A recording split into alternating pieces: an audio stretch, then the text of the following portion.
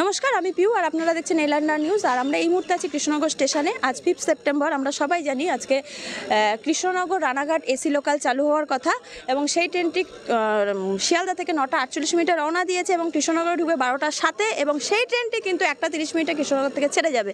আর এই ঘটনার ঐতিহাসিক সাক্ষী হিসাবে কিন্তু আমরা কৃষ্ণনগর তথা পশ্চিমবঙ্গের মানুষ থাকব এবং এই ঘটনা কিছু বিশেষ মুহূর্ত, এই ঐতিহাসিক ঘটনার মুহূর্ত আমাদের এলান্ডার নিউজের পক্ষ থেকে আমরা আমাদের ক্যামেরাম্যান দাদা রাজু সিংকে বলবো ক্যামেরাবন্দি করতে এবং আপনাদের সামনে তুলে ধরতে। নমস্কার, সবাই ভালো থাকবেন, সুস্থ থাকবেন।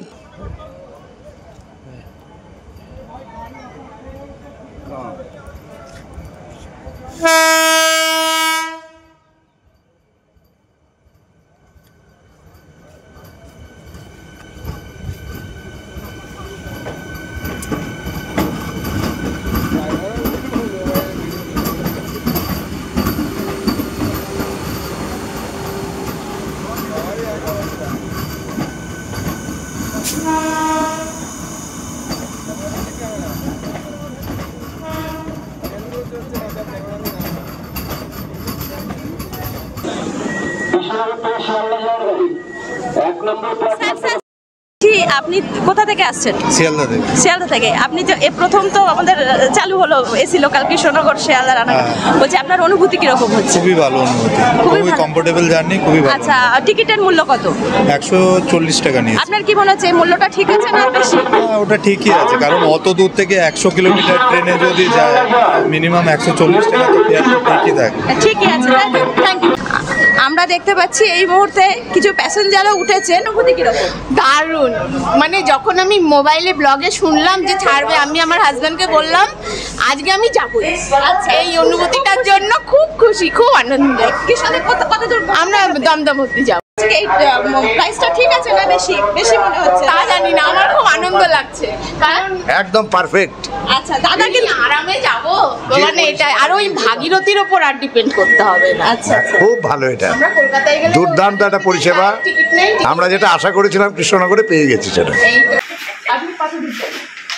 আমি দমদম। আচ্ছা, আপনি তো ট্রেনটাই উঠেছেন, ট্রেনটা দেখেছেন, আপনার অনুভূতি কেমন হচ্ছে? ট্রেনটাই উঠেছেন, ট্রেনটা দেখলেন, এখন বসে আছেন, আপনার অনুভূতি কি? খুব ভালো লাগবে।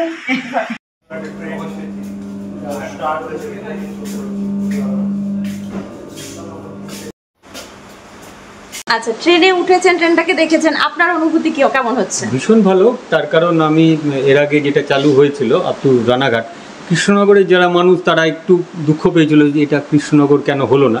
Due to that reason rail কর্তৃপক্ষ মনে করেছে হ্যাঁ কৃষ্ণনগর একটা জাংশন, সেটাকেও এক্সটেনশন করা উচিত, করেছে। Beautiful, very good.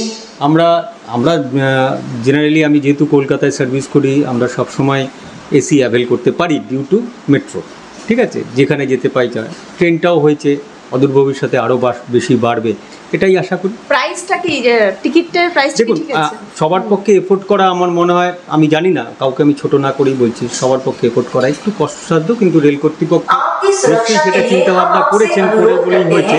বিশেষ করে বয়স্ক মানুষরা যারা আছেন তাদের একটু কমফোর্টেবল জার্নি হলো, নিয়ে চলে গেলাম।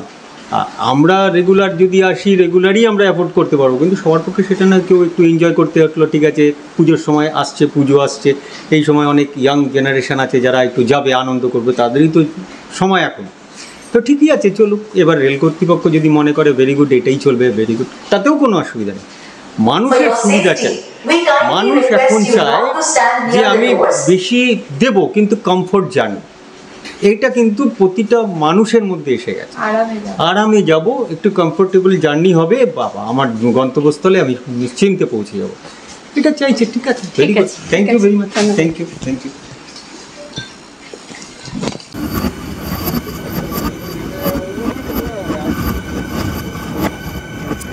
আপনারা দেখছেন এলান্ডার নিউজ, ক্যামেরাম্যান রাজুর সাথে ফিউপিয়ার রিপোর্ট।